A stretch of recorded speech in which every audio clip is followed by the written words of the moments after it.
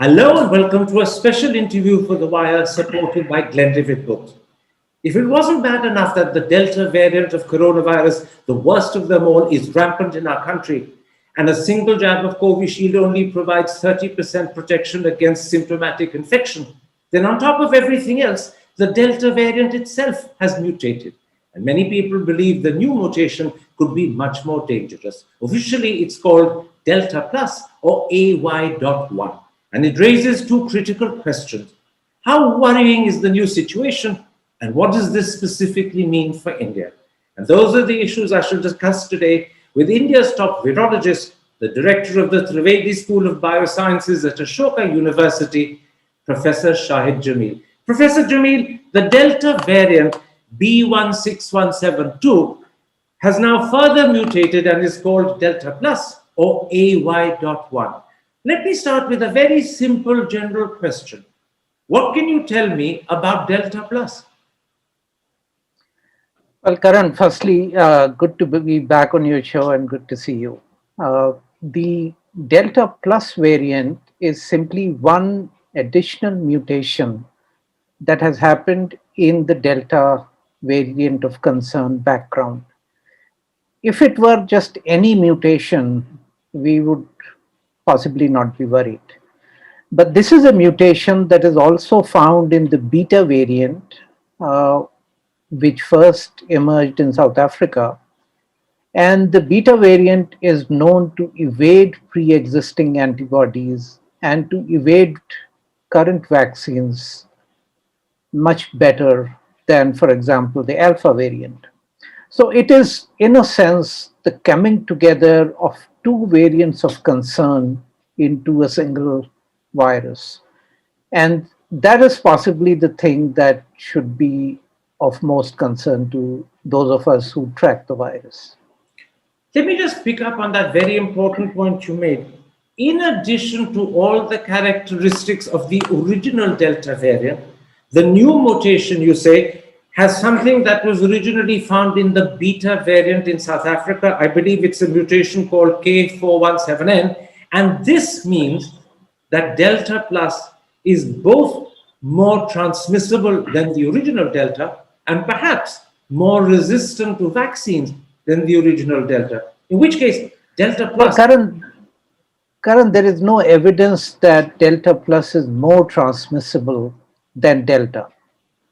There is also no evidence yet that Delta Plus can evade antibodies better than Delta. But since this mutation, which is targeted by the cocktail of two therapeutic monoclonal antibodies that were made famous by President Trump when he got them, and lately those antibodies supplied by Roche have now been approved in India also and have been used in India. These antibodies can be evaded much better with this K417N mutation. So, although there is no evidence yet whether Delta Plus infects better or evades better, one is concerned that it may evade better. So, just to clarify, you fear, but it is only a fear at the moment we have no evidence, that Delta Plus may be more transmissible than the original Delta, and it may also evade vaccine immunity more effectively than the original Delta. These are still fears, but that is a genuine fear you have. No, my fear is not that it will be more transmissible because it does not have any signatures of being more transmissible. But it does have an additional signature of evading antibodies better. So I'm not concerned at the transmissible front, unless, of course, evidence shows that. But I am speculating, I am hypothesizing that Delta Plus will evade pre existing immunity or vaccine acquired immunity a little better than Delta does. So just to clarify, your real concern is that Delta Plus will evade either antibody immunity from an earlier infection or vaccine immunity better than the original Delta. That is your real concern. That is my concern. Yes, absolutely. And again, to clarify, you're not concerned that Delta Plus is more transmissible? Exactly, because I have not seen any signatures of better transmission potential in this virus. And does this concern that Delta Plus may evade either antibody immunity or vaccine immunity better than the original Delta arise out of the fact that it has this mutation K417N that is identical to the mutation in the South African beta variant? Is that the reason why you're concerned? That's the reason I'm concerned, and I'm also concerned because there is evidence for the beta variant. And the evidence is that when clinical trials were done of the Johnson and Johnson vaccine in South Africa, at the same time, those trials were also done in US. And the efficacy that came out of that vaccine trial in South Africa was about half the efficacy that you found in US. And that the only difference was that at that time, the beta variant was circulating in South Africa, whereas it was not circulating in US. So there is real world data to really back that up. And doesn't this also, in a sense, get corroborated by the fact that when AstraZeneca was sent to South Africa, they sent it back because they believed it was not efficacious against the beta variant which was circulating in their country? Doesn't that also corroborate what you're saying? It could be that. It could be that. I don't know why that decision was taken, but possibly. And in fact, just to finish this line of argument, the efficacy of vaccines, whether it's AstraZeneca or others, against beta is, I believe, the lowest of all the variants. Well, beta and also gamma, the one that came up in Brazil, that also has lower, most vaccines have lower efficacy against that. Now, let me point at something that Public Health England published just 10 days ago on the 11th of June. They said of the 36 cases of Delta Plus that were prevalent in Britain at that time, I should add, since then it's gone up to 45. But on 11th June, of the 36 cases that were prevalent in Britain at that time, 27 happened to people who had received at least one dose of vaccination. Now, to me, that looks like 75% of all breakthroughs being caused by Delta Plus. Isn't that a worryingly high percentage that, again, in a sense, corroborates your concern that Delta Plus could evade vaccine immunity more effectively than Delta does? Yes, absolutely.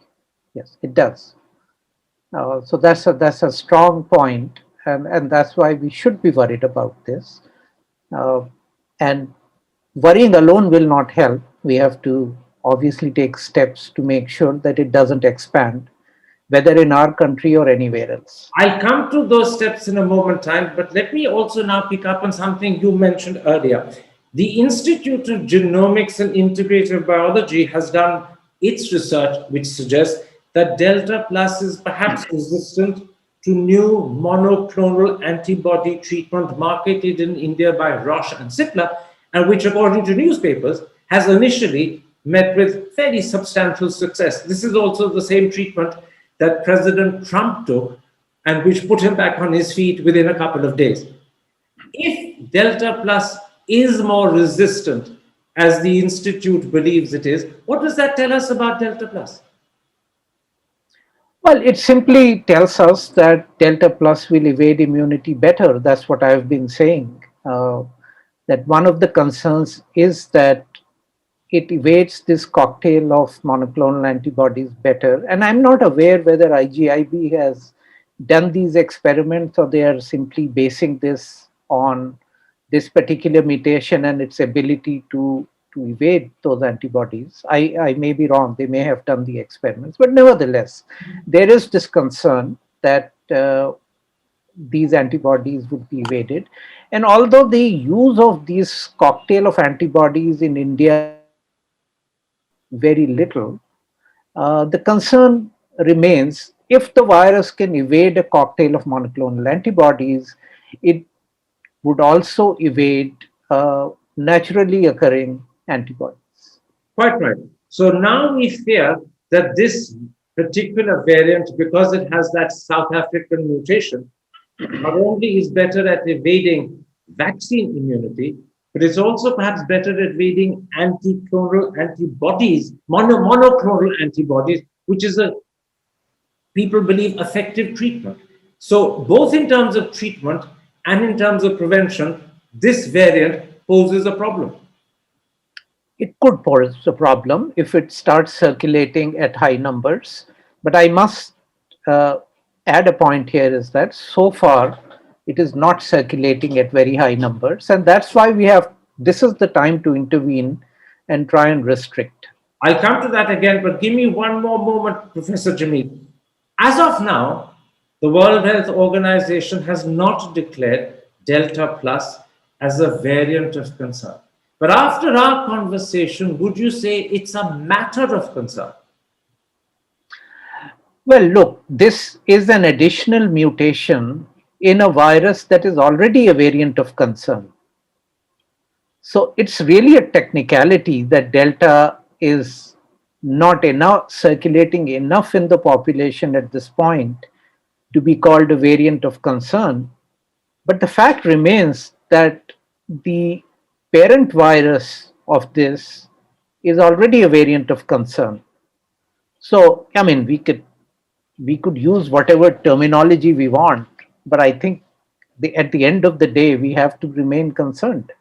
Absolutely. Whether it's a matter of concern or a variant of concern or a variant of interest, it doesn't really matter.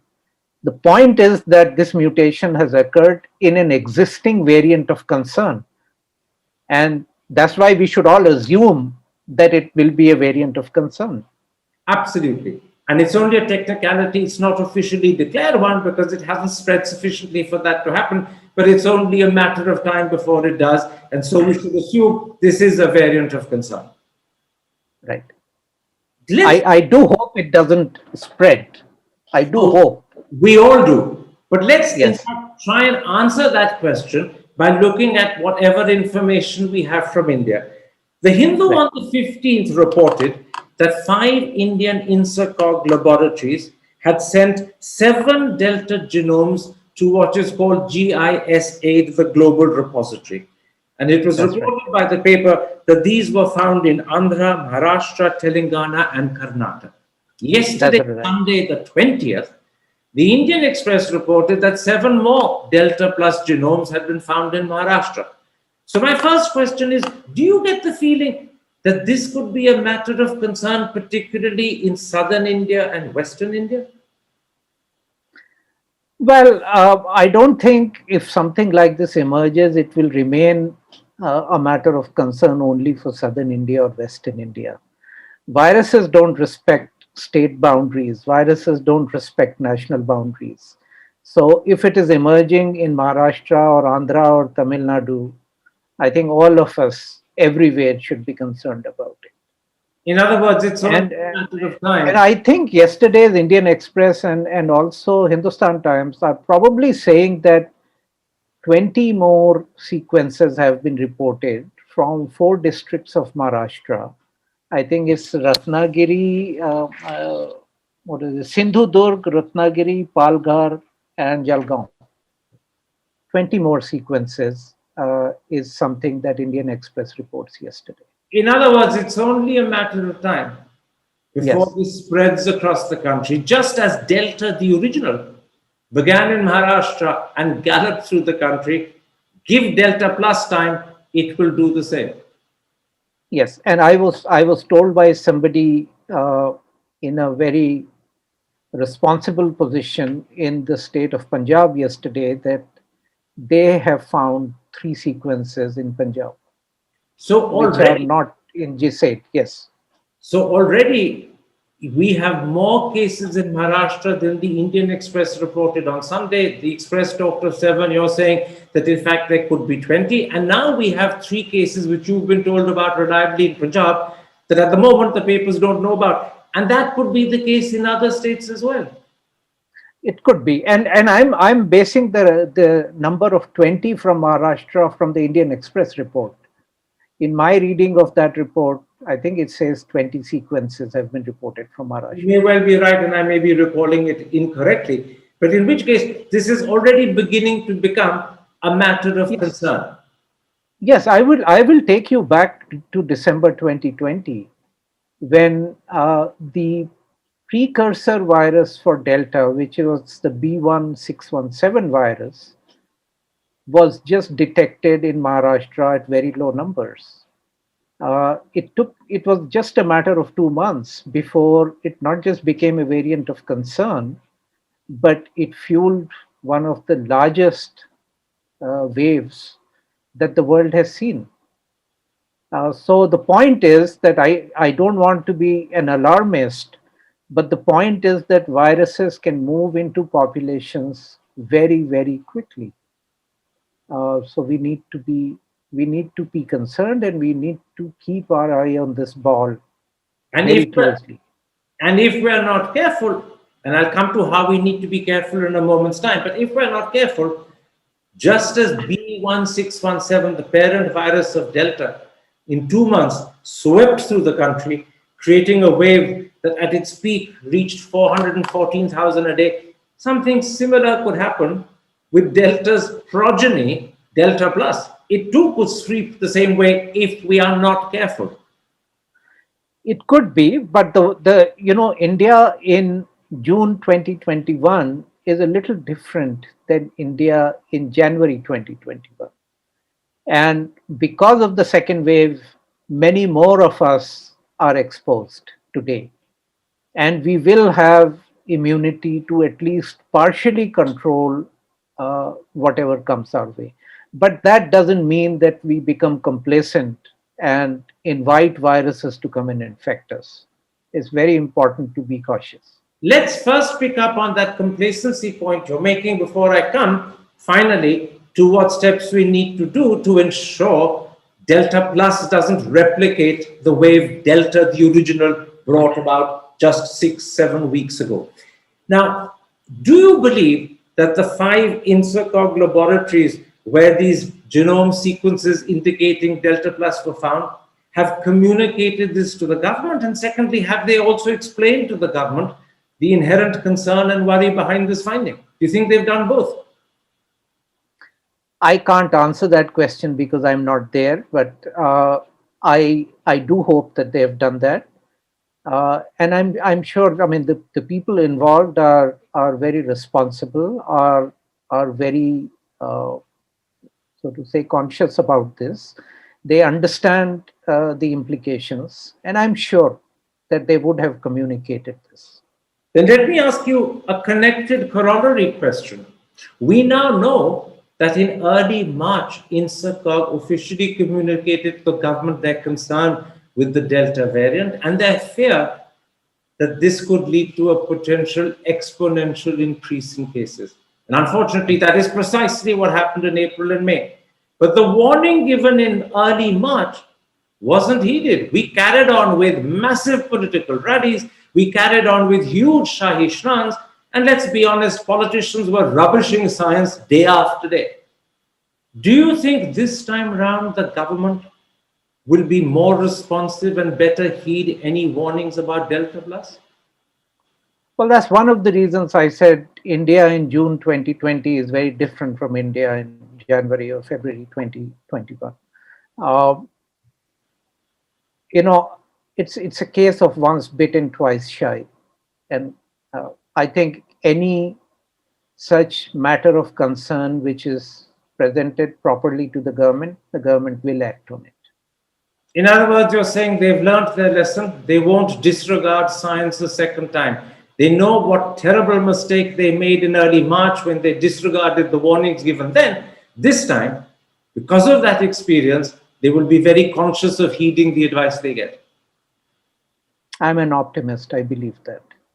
Well, then one more question before I come to what we should do.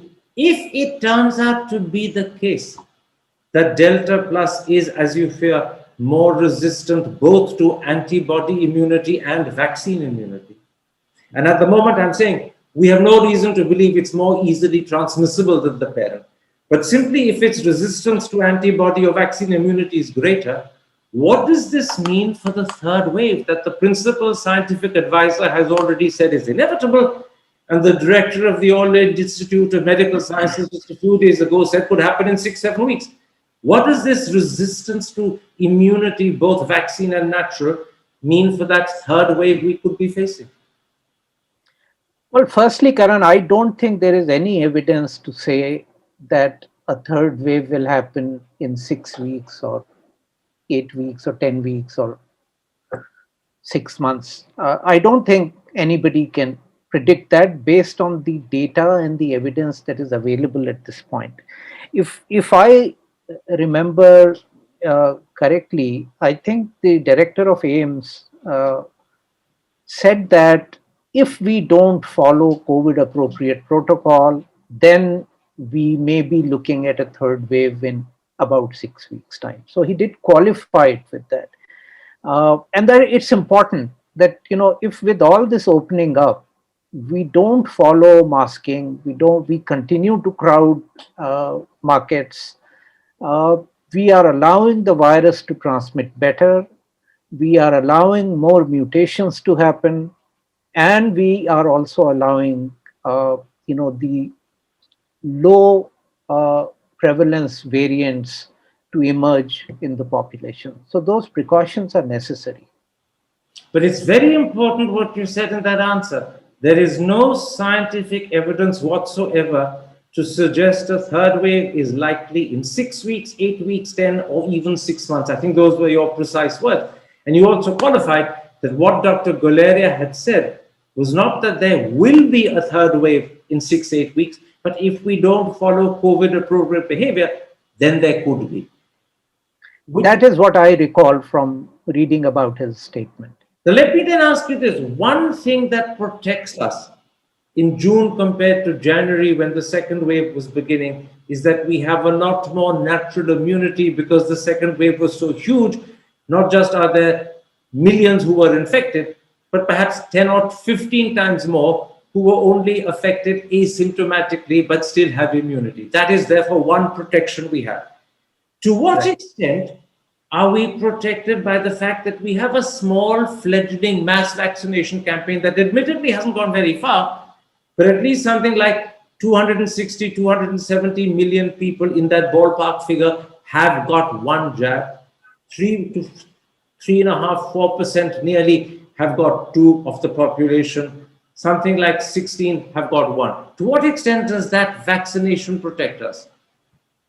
Well, I mean, it doesn't protect as much as it should, but it protects more than it protected us in January or February. Remember, when the second wave hit, India had only, I think, 0.5% people who had both jabs, and possibly only about 3% people who had one jab. So today we have roughly 18% or something with a single jab, and about 3% with both jabs. It's not enough, but it's more than what was there before. So that is one point, that we must try and vaccinate as quickly as possible to avert any disaster that may happen. And now I said this on your show earlier, and I will now, based on evidence, revise my thinking about it. You will recall that I have said on your show that I would support a 4-week dose schedule for Covishield. But now I think there is good enough real world data to support what the government is doing in terms of rolling out vaccines. One dose protects up to 71% in real world studies from India against serious disease hospitalization, not against symptomatic disease as symptomatic infection, as you said earlier. So I think in an ideal world, yes, of course, if we had plenty of vaccines available, but for whatever reason, we don't have enough vaccines available. So let's try and protect as many people as we can with one dose, and preferably those who are more vulnerable, try and get them a second dose as well.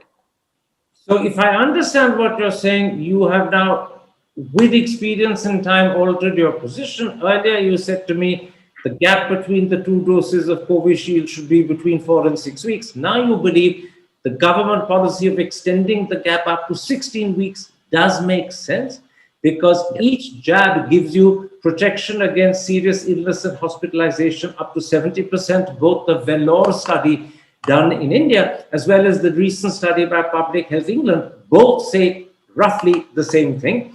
And you that's believe right. now, in these circumstances, with Delta Plus becoming the possible threat, it's important to give some protection to the maximum number as quickly as possible. Hence, a gap up to 16 weeks makes sense. Right. And the change in my position is simply based on data and evidence that is available to us today, which was not available when we spoke last. And I think it is important to say that that is the scientific method of doing things. Science never takes an absolute position. Science takes a position based on data and evidence. And I'm happy to be proven wrong. Let me put it like this, Professor Jamil. There's a very famous quotation from John Maynard Keynes, who said, "When the facts change, I change my mind. What do you do, sir?" And you're saying precisely that. The facts Absolutely. change, I'm changing my mind, and there is absolutely nothing wrong in doing so. In fact, you would be in error if you didn't change your mind and you persisted with old reasoning when facts disprove you. So you're doing the right thing. Let me come to one other thing. We're talking now about steps the government should take to protect us if and when there is a third wave. I'm deliberately saying if and when there is a third wave, because now it could be influenced by Delta Plus. One step is to ramp up vaccination. Yesterday, we achieved 4.3 million according to the Hindu, but the average for the preceding week was much lower. It was just 3.3 million a day. Do you think we can ramp up vaccination sufficiently between now and the next 2-3 months to protect more people, or do you think that is a huge challenge to which you have question marks and doubts? Well, it's obviously a challenge. And if you objectively analyze what is needed for that, what is needed is supply of vaccine, because without vaccine, you can't give it. The second thing you need is enough vaccination points. You may have enough supply, but supply sitting in a refrigerator is not going to do any good. And the third thing you need is people willing to take the vaccine. Thankfully, because of a really bad second wave, there is much less hesitancy now than we had in January and February. Uh, but then we have to be very careful in telling people that now we are opening up because everything is fine. No, everything is not fine. We are opening up because lockdowns beyond a certain point don't work and the economy has to open up. But it doesn't mean that the virus has gone away anywhere. Absolutely. And what you're saying is this: the real challenge now to ensuring sufficient vaccination in the next 2-3 months so we can hopefully limit that third wave is not vaccine Right. hesitancy. That's been effectively taken care of because of the experience people have gone through with the second wave. The Right. real challenge now is supply of vaccines and enough vaccination points. And both of those are challenges that, in one sense or another, in the government's hands. So whether we Right. vaccinate enough or not depends upon how the government responds to those challenges. So, as far as I can see, I think vaccine supplies, from whatever I'm hearing from various sources, vaccine supply is likely to get better in July. And beyond July, we should be back on track. But we should plan for rolling out that vaccine now. If you see how many vaccination points are there on a given day, India goes up to about 45 to 50,000 vaccination points a day. And if every vaccination point can deliver 100 vaccine doses in a day, the current capacity is only to deliver about 4.5 to 5 million doses a day. That's not going to be sufficient to vaccinate everyone who needs the vaccine by the end of this year. The number that is being cited is somewhere in the range of about 8 to 10 million doses a day, which means that vaccination points also have to be increased from about 50,000 to perhaps 80,000 or 100,000 vaccination points. Now, where can this capacity be increased? If you analyze how many of these vaccination points are in the government sector and how many in the private sector, only about 3 to 5% of vaccination points are in the private sector. So, this is, I think, where the government should get help from the private sector to vaccinate India at scale. And private sector is very good at doing it. Now, thankfully, uh, the vaccines are going to be provided free of cost. So all this question of access and equity will disappear once we have enough doses. But the private sector can really help in taking vaccine to villages, to the rural areas where there still aren't enough vaccination points that can deliver vaccines to our brothers and sisters in villages. So, remember, we have tremendous experience with polio. In, in polio, we took vaccine to the last person in India.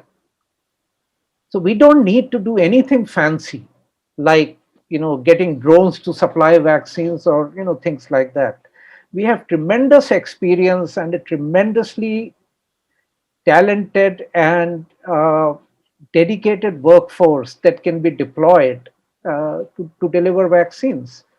Mobile vans, you know, uh, funded through private sector, can take the government provided vaccine to the last mile in India. In other words, you're saying don't reinvent the wheel. You've done it successfully with polio, just repeat it Absolutely. again. And the other thing you're saying is bring in the private sector in a very big way because they can help take vaccines, as you put it, to rural Yes. India and village India. I have always believed that, well, I mean, India is a very complex country. We all know this. But I've always believed that complex situations demand simple solutions. Complex situations cannot be solved with equally complex solutions. Complexity multiplies. So let's keep this simple. Let's go back on what we already know. And remember, we achieved polio eradication at a time when there was very little technology like apps and things like this to help us. I'm Absolutely. not saying technology is bad, technology is enabling, but by chasing technology, we should not forget the basics One other and the simple ways of doing things. One other question about both the third wave and Delta Plus, because remember, if the third wave happens, it will be happening with Delta Plus perhaps as the great threat. And the danger about Delta Plus is you fear it may be more resistant to vaccination. Do we also, therefore, need to step up surveillance, genome surveillance of our positive cases so that we have a much better idea of the spread of Delta Plus? And if we Oh, do absolutely. step it up, how easy is it? Because we haven't stepped it up very much. We've only done some 25,000 since January. No, no, absolutely. That goes without saying that surveillance has to increase. But surveillance can increase either in a way that you sequence at scale. Let's say if you have all the resources and everything is ideal, you sequence 5%. We know that even with 50,000 cases coming today, our labs don't have the capacity to sequence at 5%. Let's be honest.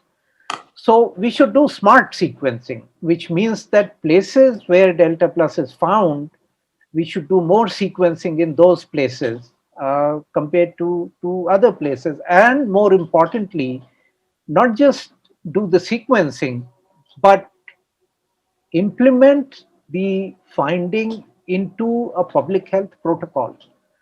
If, for example, there are certain districts where you find that the prevalence of Delta Plus is increasing, those are the districts that should receive more vaccines those are the districts that should receive more oxygen in their hospitals. Those are the districts that where movement should be restricted so that the spread doesn't happen. This is very important. You're saying since we cannot do 5% of even the 50,000 cases we're seeing each day, we should do smart sequencing, concentrate sequencing in areas where Delta Plus is being found to see how much more it's spread. And at the same time, you're also saying concentrate vaccination. And I think this is a terminology called ring vaccination in areas where you're seeing clusters of cases happening because that's where it's needed. In other words, you need to be smart both in terms of sequencing and vaccination. Right. And that will only happen when public health policy is not just implemented at the local level, but also they have the free policy at the local level. I mean, just yesterday, I think, or maybe day before yesterday, the Hindu had a lovely article about this one village in Kashmir that has achieved the highest rate of vaccination in the country. And if you read that article, you realize that it was done using simple methods, but building trust in the population. I was struck by the fact that the sarpanch of that village took the vaccine himself, and he was so anxious that the vaccine might do something bad to him. Yet he still took the vaccine. He couldn't sleep all day, but then all night. But then he became a role model, and he could tell people to take the vaccine. Precisely. We need, therefore, not to decide the details of policy centrally in Delhi and announce it at press conferences, but you need to give that leeway to the states, and the states in turn need to give that leeway to their districts, so that in each district you model the response to the requirements of the district and take on board the problems each district has plus the advantages each district has. That's true. My last question. With a third wave somewhere looming on the horizon, and I bear in mind what you said, that there's no scientific evidence at all to say when it'll happen, and it may not happen at all, but with that fear there, does it also mean that we as people need to continue to maintain social distancing, wear masks, ensure we are not involved in large gatherings, and as often as possible ventilate our homes? We as individuals cannot let our guard down, and this is underlined by the fact that there's Delta Plus hovering on the horizon. No, absolutely. That goes without saying. Maybe it won't, if we are not careful, maybe it won't be Delta Plus that will hit us. Maybe it will be something else that develops because we are not careful, which may not be evading antibodies that much, but which may be more infectious than the current Delta. Remember, mutations are random, and the more chances you give for a virus to mutate, it will mutate. So I think it's a sensible thing to do at this time, to be very cautious, to avoid going to crowded places if you don't have to be there. And if you have to be there, please mask up and mask up properly. I thank you at this point, Professor Jameel. Let me briefly sum up the 3-4 very important things you said, so that they remain, as we end the interview, at the top of the mind of the audience. First, you believe that after the experience of the second wave, the government will be very responsive to whatever advice and caution it gets from INSACOG labs about Delta Plus. Secondly, you said there is no scientific evidence that says you will have a third wave in 6, 8, 10, 12 weeks. It may not happen at all. Don't panic as a result by misunderstanding what Dr. Guleria said. But the other important thing is we must step up our vaccination. And the critical thing there is to double possibly the vaccination points and to rely upon the experience and knowledge we had when we took polio vaccines to every individual in the country. Don't reinvent the wheel. We know how to do it. Just do it the same way again. Meanwhile, step up sequencing, step it up hugely, but do it smartly. And lastly, all of us have to continue to wear masks, to socially distance, to avoid large gatherings. If all of that is done, we might be able to limit not just the third wave, but any fear that's been created by Delta Plus. I thank you, Professor Jamil, for making time. Take care. Stay safe. Thank you, Karan. Always a pleasure. Thank you.